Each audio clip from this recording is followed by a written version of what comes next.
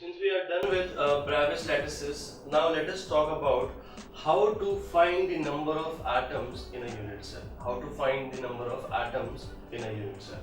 We have seen that unit cell can be classified as primitive cubic unit cell and centered cubic unit cell, and centered cubic unit cell can be further classified as body centered cubic unit cell and face centered cubic unit cell, and there was a third classification of centered cubic unit cell, that was face centered cubic unit cell, end centered cubic unit cell.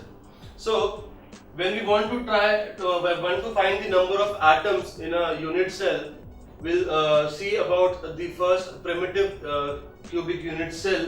If you remember, in primitive cubic unit cell, at the corners only of that cube, atoms or the constituent particles were placed, and at no other different position than corner, atoms or that constituent particles were placed.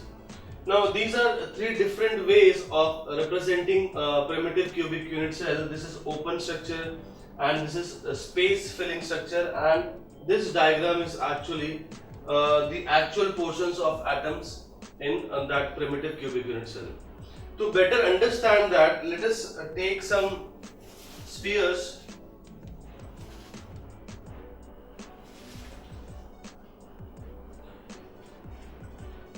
Suppose if I take these spheres, okay, I hope you can see these are 8 spheres, and if you join the centers of each sphere, the actual primitive cubic unit cell, which is drawn over here on the board, will become like this. Correct? If you see this structure of 8 balls, actually if you join the centers of each sphere, then it will be a primitive cubic unit cell, and that is why if you see this space filling structure, it looks like the same which I hold in my hand. These are 8 spheres placed at the corners of a cube, and that is what a primitive cubic unit cell is. Correct? Now let us find the number of atoms in a primitive cubic unit cell.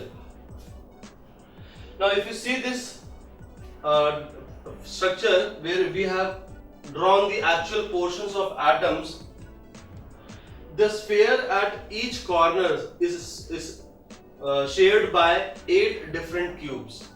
The sphere or the constituent particle placed at a corner is shared by 8 adjacent cubes. So it means inside this cube, that will be only 1/8 portion of each sphere placed at each corner. Correct? So if you want to find the number of atoms,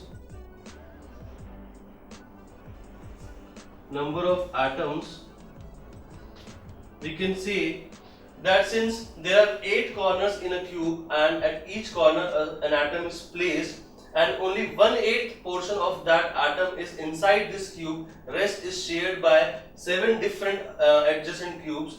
It means since we have 8 different corners and only 1/8 of a particular corner or the atom at a corner is coming inside this cube, the number of atoms will be 8 into 1/8, that is 1 atom only.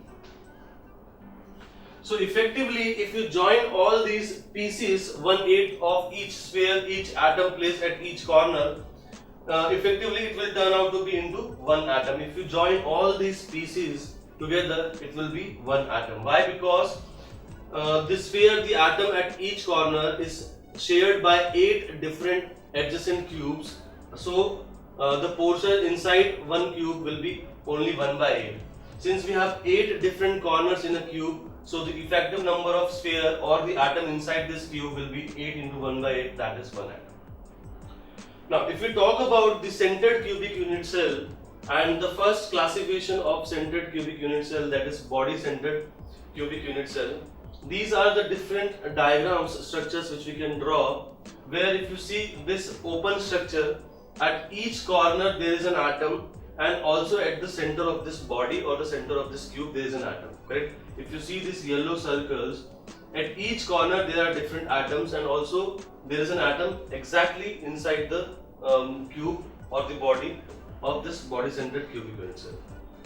Similarly, if you see this space filling structure, there are 8 different spheres, and between that a single sphere has been placed. So if you want to understand this with the help of spheres, we can say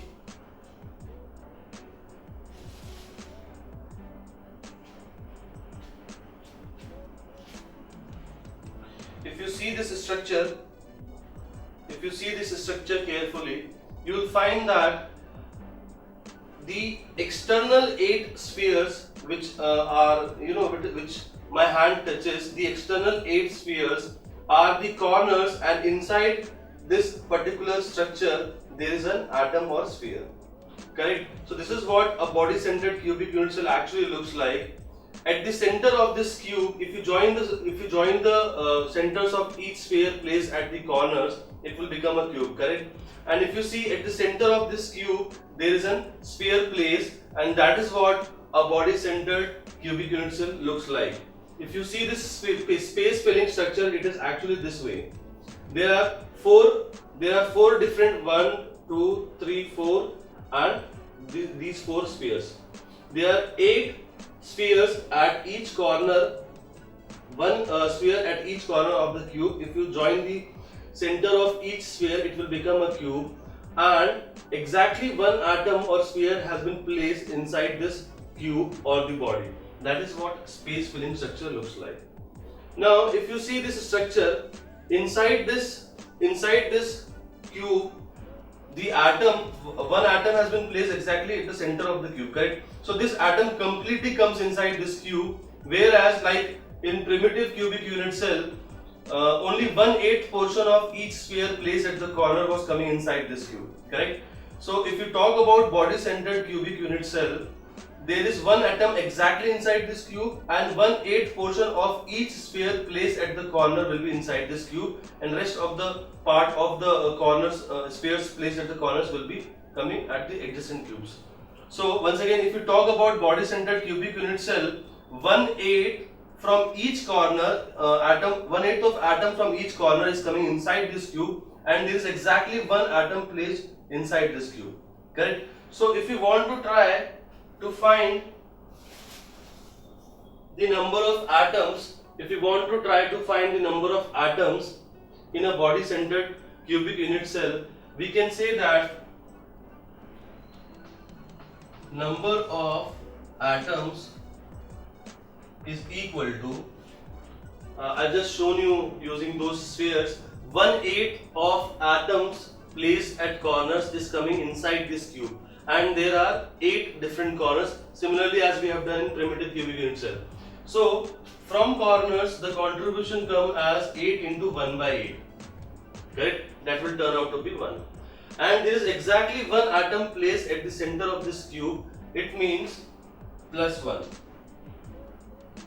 So 8 into 1/8 makes 1, plus 1 atom exactly at the center of the body. So number of atoms in a body-centered cubic unit cell will turn out to be 2. I hope you have seen that 3D view of spheres in my hand, which exactly becomes like this body-centered cubic unit cell if you place one atom between those 8 different spheres, correct? Now let's talk about the third type of unit cell, basically second classification of centered cubic unit cell, that is face-centered cubic unit cell. Now if you see these diagrams, this is how we have seen about face-centered cubic unit cell. At the corners, all the corners, there is one atom, and at the center of each face, of this cube, there is an atom, correct? This is the space filling structure which we will see with the yellow squares, and these are the actual portions coming inside the cube. Now similarly in we have talked about in primitive cubic unit cell, we have seen about body-centered cubic unit cell, that at the corners atoms are placed, and from each corner 1/8 portion of that atom come inside the this particular cube, correct? Now there is an atom placed at the center of each face in face-centered cubic unit cell, and exactly half of that comes inside the cube. Now since there are 6 faces and half of each atom placed at the center of the face comes inside this cube, so it means half plus half plus half plus half plus half, 6 times half. So 6 into half will be the part of atoms placed at the center of each face is coming inside this cube, plus 1/8 portion of atoms placed at each corner. So let us see the 3D view of this face centered cubic unit cell. Now we'll see about only one face. Suppose, see, if you see this structure,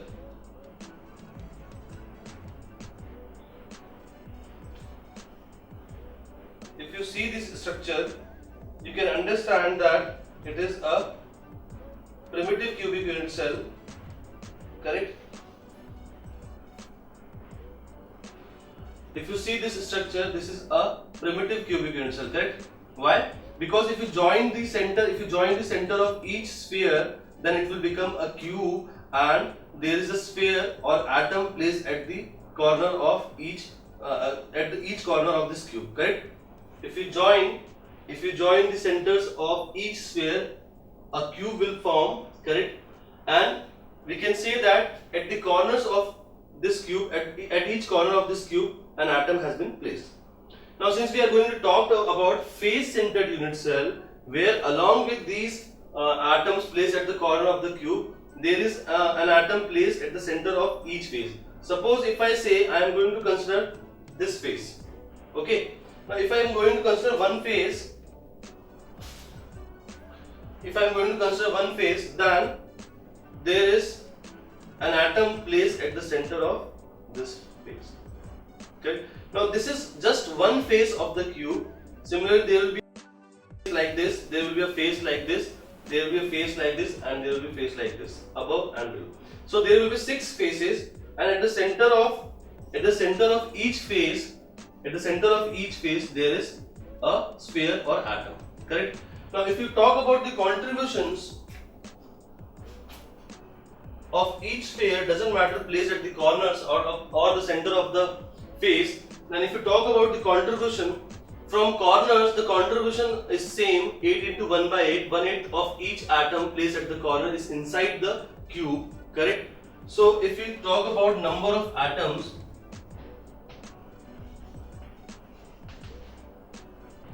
we can say 8 into 1 by 8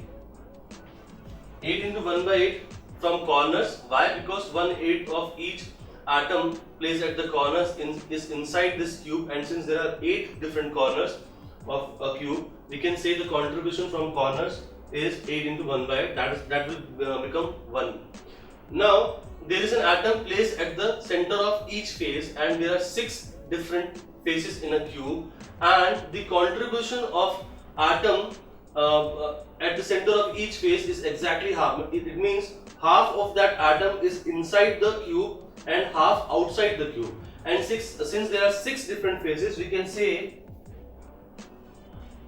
6 into half is the contribution from each face, center of each face, which will turn out to be simply 1 plus 3, that is 4.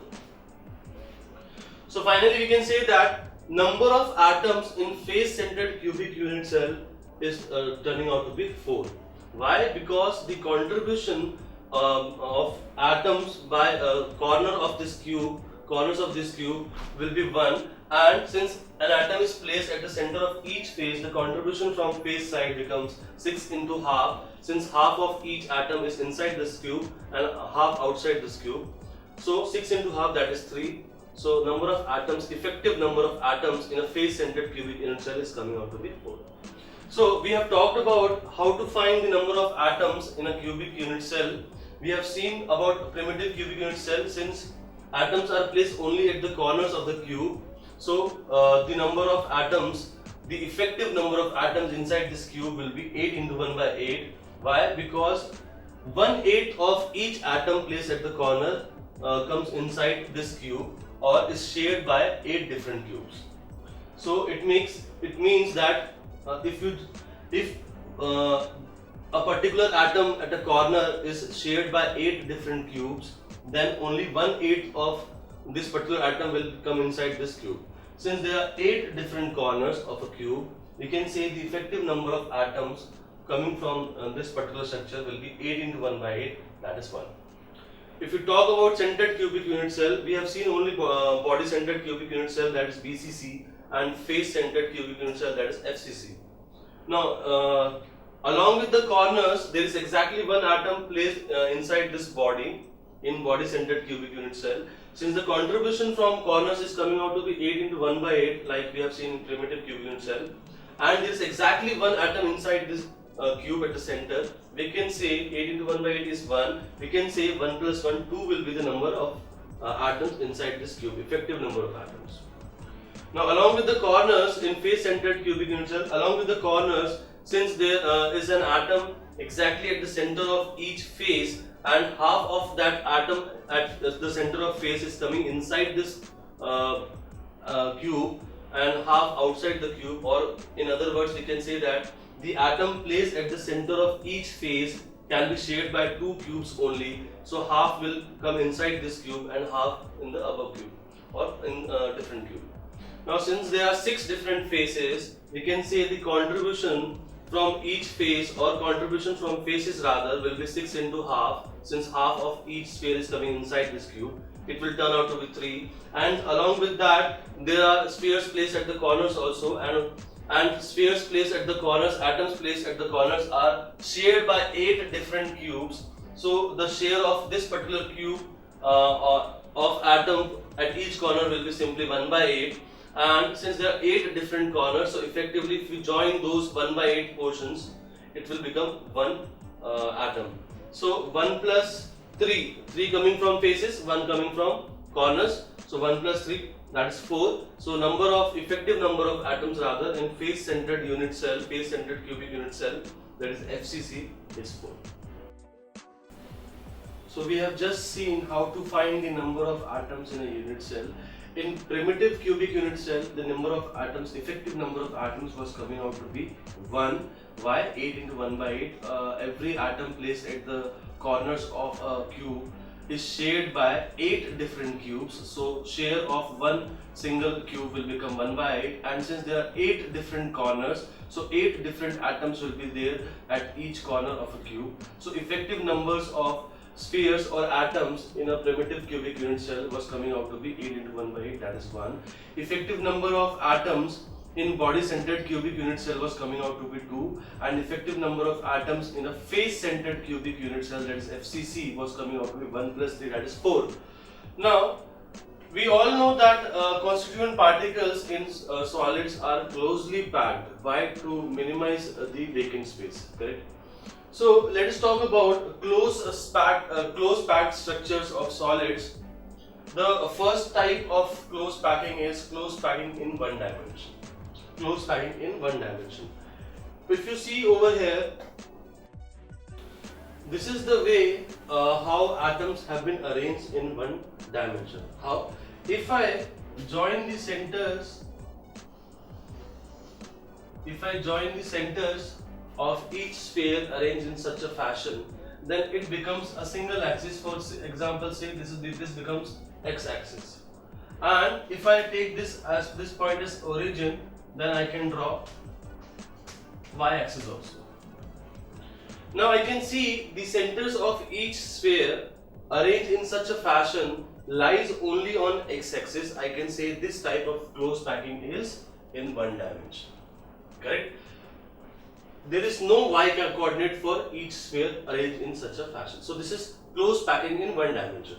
If I want to understand that, say in a physical manner, in a better manner, I can say the atoms are arranged in such a fashion, and this axis is x-axis, this axis is y-axis, and since the atoms are placed along x-axis only, or the centers of each sphere lies only on x-axis, we can say this is close packing in one dimension.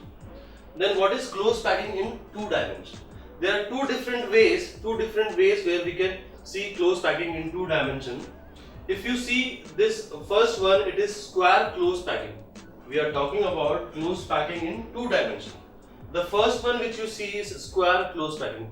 How? Let us see by these spheres.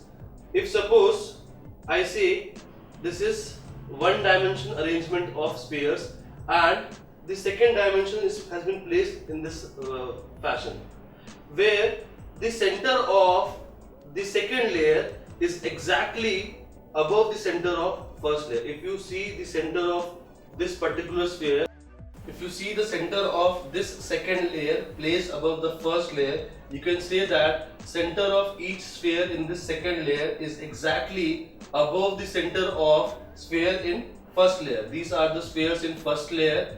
This second layer, this is the second layer, and because of which it is becoming two dimension now, as y coordinates have been generated now. Earlier it was only along x axis, now it is building above y axis also, so it becomes two dimension, correct?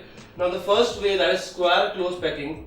In that case, the spheres in second layer have centers exactly above the centers of first layer, correct? You can see that. So this becomes square close packing. Now the other way which you can see on the board written over here is hexagonal close packing. How? If these are the spheres along x-axis and it is only first layer, there is no second dimension, it is only one dimension close packing, correct? Now if I introduce the second layer in such a fashion that the center of second layer is not above the center of first layers but in between the voids of the spheres in first layer. If you see carefully, the centers of the second layer is now not above the centers of atoms of first layer. Why? Because it will become square close packing. This time the centers of atoms in second layer is exactly above the voids. Voids means the space, the gap between two consecutive atoms. The centers of atoms in second layer is exactly above the void or the space between two atoms in first layer, correct? If you see this way, you can say that now this there is no the centers of second layer does not coincide with the centers of first layer in a vertical line, correct? Or the centers of atoms in second layer is now not exactly above the centers of atoms in first layer, correct? You can see that. So this is hexagonal close packing, where the centers of atoms of second layer is not exactly above the centers of atoms in first layer. Had the centers of second layer, atoms of second layer, been above the centers of atoms in first layer like this, then it will become square close packing, and if I shift in this way, then it becomes hexagonal close packing. Now why this is two dimensional? Earlier if this was x-axis, the centers lie only on x-axis and it is one dimension. Now since I am going to introduce y-axis now by placing different layers above the first or second layer, so since I have introduced the second dimension, this is close packing in two dimension.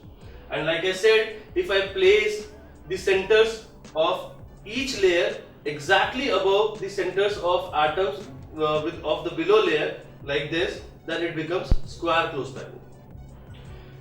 Okay, now let us understand that if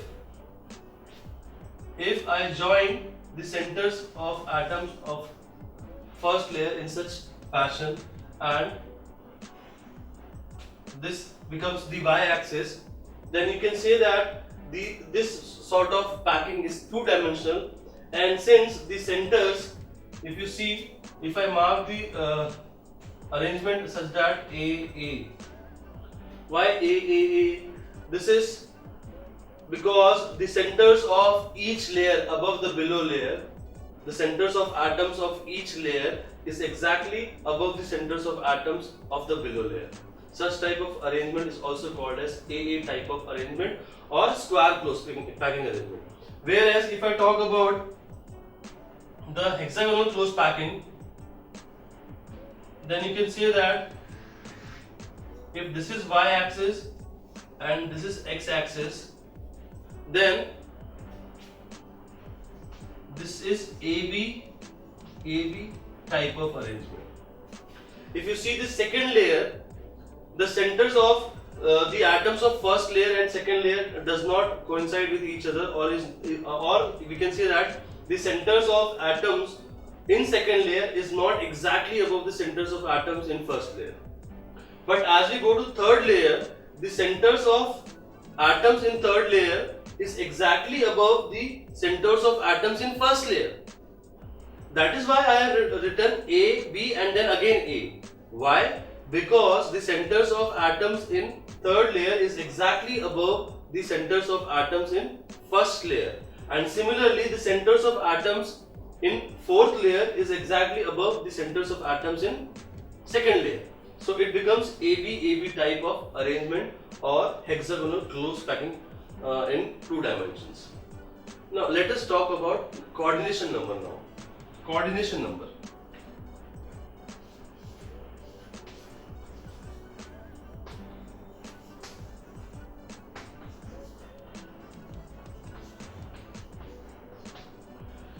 If you see this square close packing, if suppose I choose this sphere or this atom and I want to see how many spheres, different spheres this particular atom is touching, or how many spheres are in contact with this particular sphere, then if I choose these centers, I can say that since these are 4 corners, it means 4 different atoms or spheres are going to touch this particular chosen atom. Now since this particular chosen atom touches 4 different spheres at a time, it means the coordination number in square close packing becomes 4. Now if I talk about hexagonal close packing, and if suppose I have chosen this particular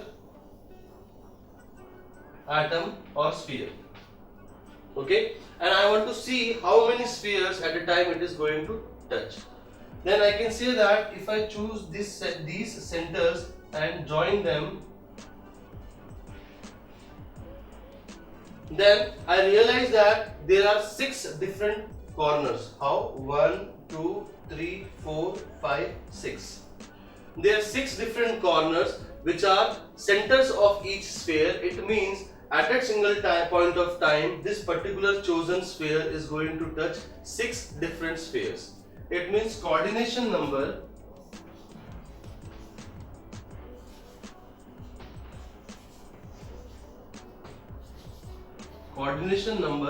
in hexagonal close packing will be 6.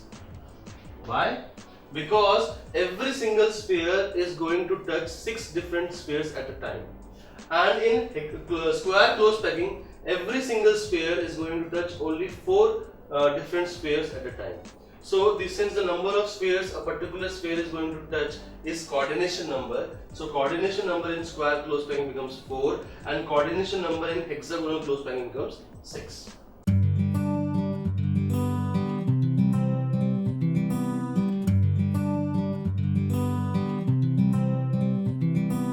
Choose the right kindergarten, a right bag, and matching bottle to go with. The right school, the right friends. Choose the right subjects and score well. Be an expert in all. The right teacher, and make sure that they like you. Choose the right timing, the right bus, and take a cab if getting late. The right train, and don't stand near the gates. Mind the pockets. Better get into ladies' compartment. Make sure your mustache hasn't started coming. Choose the right study time and forget games, IPL, IHL, rock and metal, guitar, X. The right group and be a model to your brother. Seriously. Choose the right syllabus, the right test paper. Keep guessing questions for exams. Choose the right branch, the right college, the right stream. Choose the right career. Lucky to have a father's business to take care of and a father to allow that. the right counselor, the right form, and make sure the project is submitted on time. Choose the right website and rely on your friends for more information. Oblivious of the sites they have been to, there is no end to your woes. Getting better with every step you climb up the ladder. The summer vacation shorter, the bucket list bigger, the night darker, the books heavier. The only light you have is your friends ahead of you. Probably he is right. Ever thought how he got the direction? No more spending your energy and money on coaching classes. No more missing classes for rain, rally, and nonsense. Get your interest back in subjects through our creative ways of teaching. Doubts, concepts, applications, all explained through one vibrant animation. Subjects covered by multiple teachers with repeat telecasts. Special programs only for basic foundation and paper analysis. Personality development, career counseling, admissions, hobbies, all covered. A new approach to study with long-term perspective. So sit back comfortably in your homes and watch Study Spectrum TV channel.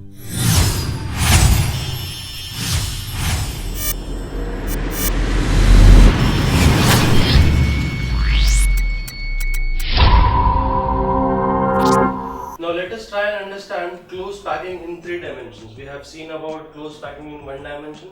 We have seen about close packing in 2 dimensions, that is square close packing or hexagonal close packing, correct?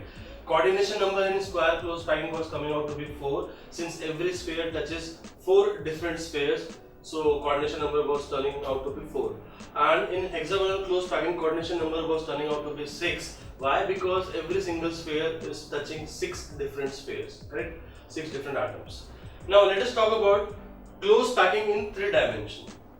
Since we have introduced 2 different layers, one along x-axis and one along y-axis, it becomes 2 dimension.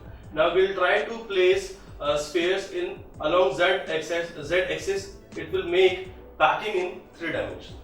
So close packing in 3 dimension can be done in 2 ways. If I choose square close packing from 2 dimension and try to build the 3rd dimension, then I can say close packing in 3 dimension can be achieved also from 2-dimensional square close packed layers.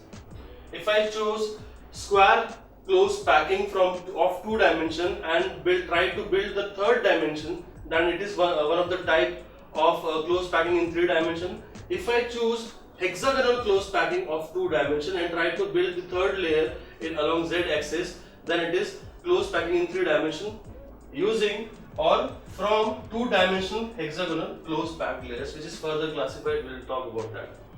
So let us see about close packing in 3 dimensions by choosing 2-dimensional close packed layers. Then how it can look like.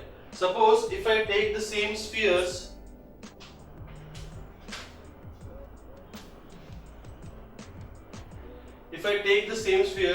if you remember, this single layer which you see is close packing in 1 dimension, correct? If I place another layer above it, then I am trying to build a layer along y-axis, and this becomes close packing in 2 dimension, correct? Now suppose I already have this square close packing, correct? I already have this square close packing, which you can see the first layer which you see is along x-axis and the second layer which you see is along y-axis above it, correct? This is square close packing.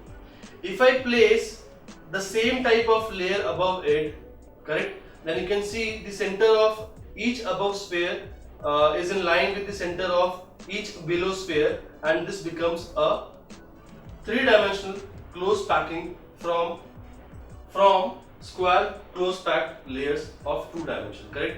The above layer which you see, try and understand. This is x-axis, correct? This is x-axis. I have placed second layer above it, this is x-axis. I have placed the second layer above it, and it becomes y-axis. So this is square close packing, and it is only having 2 dimensions. The third layer along z-axis is still not visible. This is square close packing and only in 2 dimensions. Now suppose I introduce the third direction like this, correct? Then the center of the spheres in the third direction, that is z-axis, is exactly above the atoms or the spheres of this particular y-axis layers, correct? Like this. So it means if I try to build more number of spheres in 3 dimensions, the structure will look something like that. Now this is actually a type of structure, correct? This is the smallest part which can build from n number of spheres built over the 2-dimensional square closed packed layers. So this becomes a type of 3-dimensional closed packing structure. Now if I choose, suppose, hexagonal closed packed layers, closed packed layers. Now this is my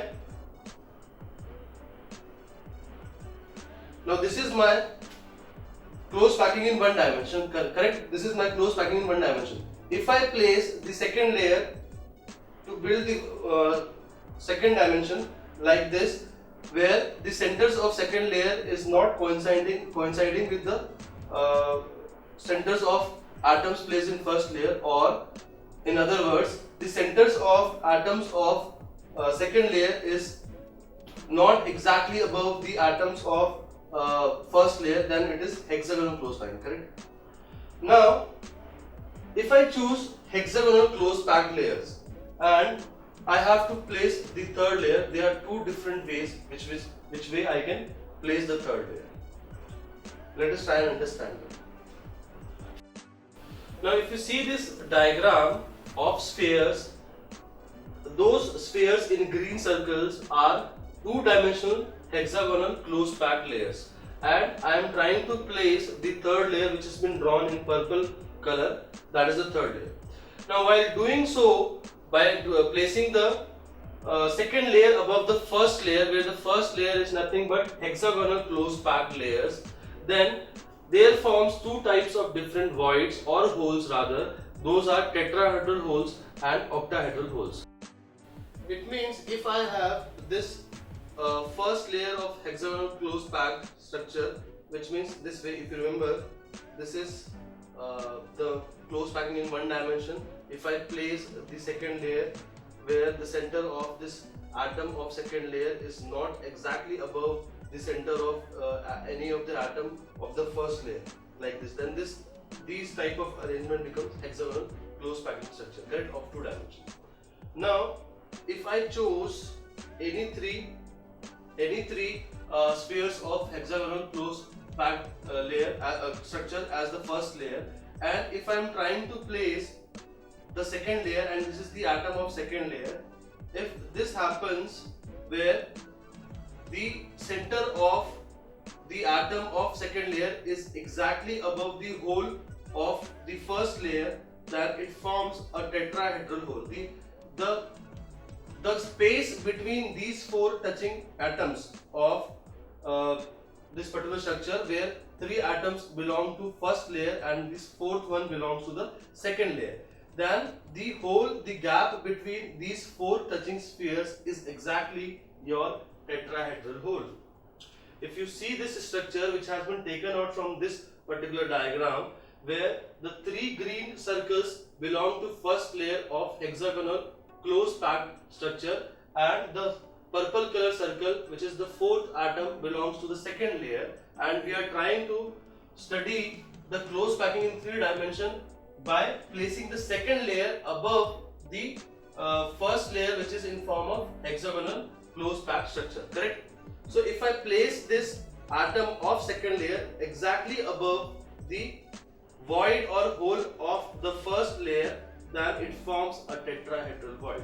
This gap, which if you join the centers of each sphere of this particular balls in my hand, then it will form like this, where these corners are nothing but the center of these three atoms of first layer, which is hexagonal close packed layer, and this particular center in purple color is this particular at the center, if you see, is exactly the center of this atom of second layer. So if I join the centers of each atom of this particular structure, then it becomes a tetrahedral hole. Now then, what is the difference between a tetrahedral hole and an octahedral hole? Let us understand that. Suppose if I take a particular case from this diagram, this one if you see over here, such that this is the three atoms of first layer which is in form of hexagonal close packing, and these are three different atoms of second layer such that they have been placed in this fashion. Correct? If you see, these three are the atoms of first layer, and these three are the atoms of second layer placed above the first layer, and first layer is in form of hexagonal close packing. Correct? Now if suppose I place these atoms of second layer in such a fashion where this type of void is forming.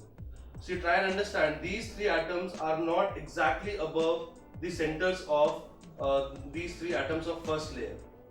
These atoms of second layer have centers above the gap between the two adjacent atoms of first layer, like this. Correct? If you see this particular diagram, the green circles, the green spheres are the atoms of first layer, and the purple spheres are the atoms of second layer.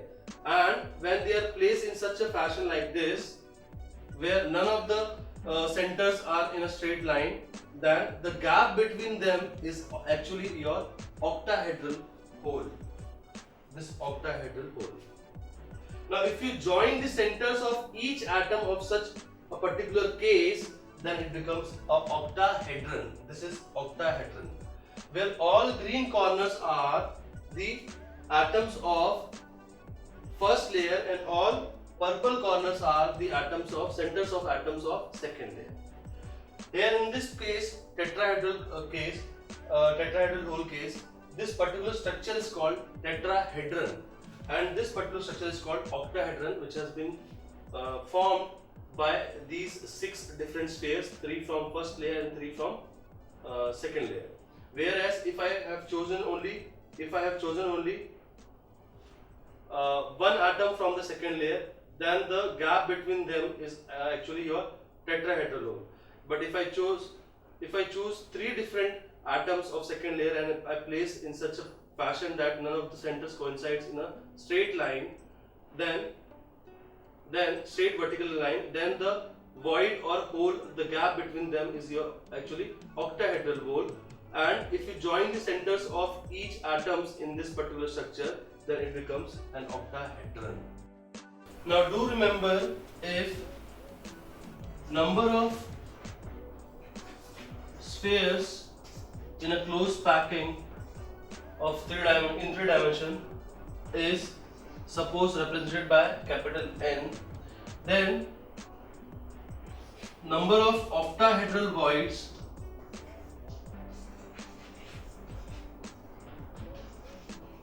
will be exactly equal to the number of spheres, that is capital N. Whereas number of tetrahedral voids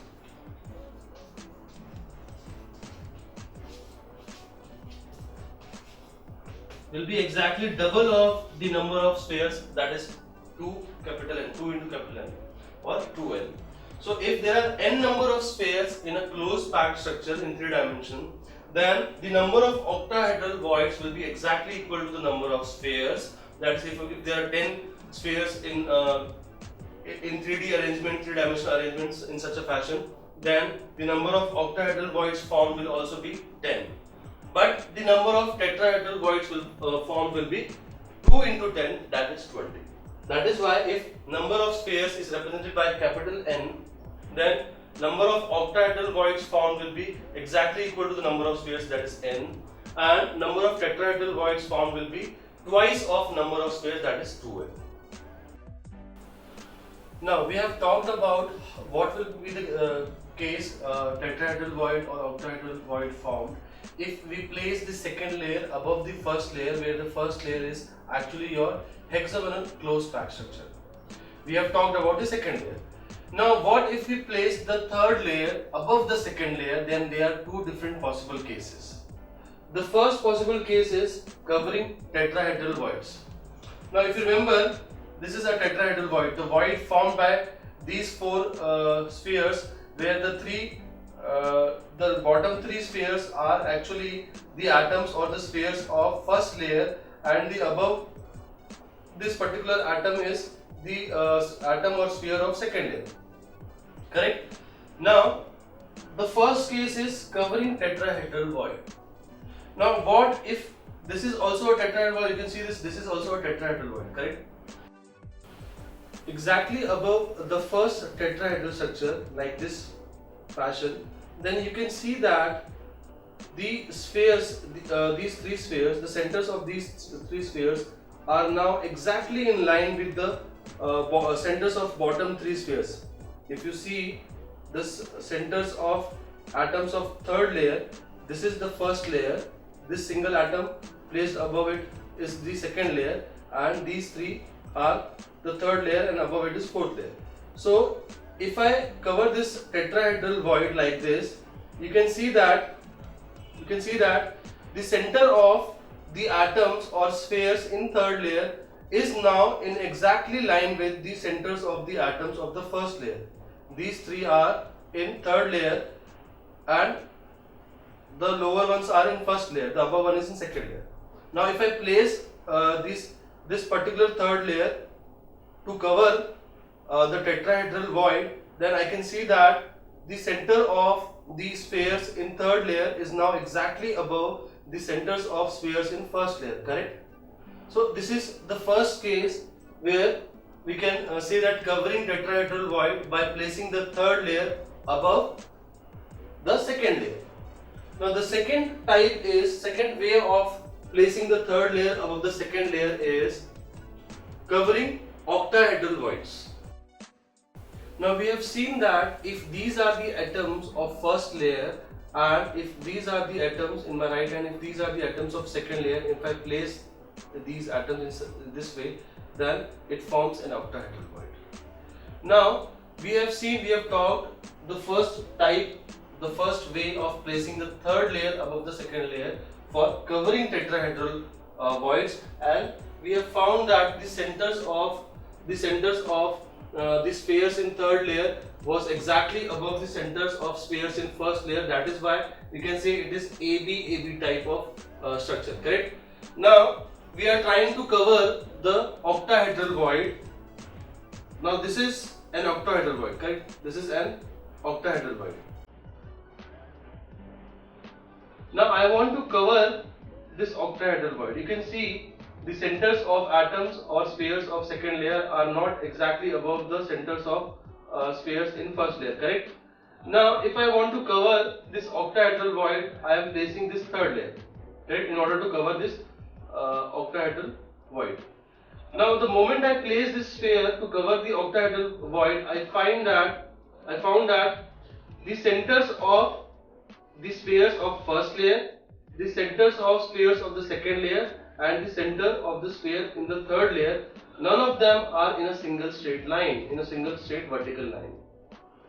It means the centers of the spheres in second layer are not exactly above the centers of spheres in first layer. The center of the sphere in third layer is not exactly above the center of sphere in second layer, and also the center of sphere in first layer. So we can say that this is A, B, C, and after that again the fourth layer will have A type of structure. Why? Because the fourth layer, when we try to place the fourth layer, the spheres in the fourth layer, the centers of those spheres in fourth layer will be exactly above the centers of spheres in first layer. So this becomes first layer A, second layer B, and third layer C. Whereas in case of tetrahedral, for covering tetrahedral void, we were getting AB AB type. Why? Because the centers of sphere in third layer was coming out to be exactly above the centers of spheres in first layer. Whereas here to cover octahedral void, we are not getting such type of case. We are getting three different layers where none of the centers are coming in a straight vertical line. But if we place the fourth layer, then the centers of spheres in fourth layer will be exactly above the centers of sphere in first layer. So this is first layer A, second layer B, third layer C. Fourth layer will be again A, and then fifth will be B, and sixth will be C. So this is A, B, C, A, B, C type. That is why if you see over here I have written green, in green A, white B, and in purple C, and again the fourth layer will be A type. Why? Because the center of spheres in fourth layer will be now exactly above the centers of sphere in first layer. So this is the way where we can place the third layer in two different ways, by covering the tetrahedral void first case and by covering the octahedral void the second case. Correct? Do remember, in case of tetrahedral void, the third layer is exactly the same as first layer. That is why it is AB type. Whereas in case of covering octahedral voids by placing the third layer above second layer, then in that case we have ABC type. Why? Because the centers of spheres of the fourth layer will be exactly above to the centers of spheres in first layer. So this is ABC type.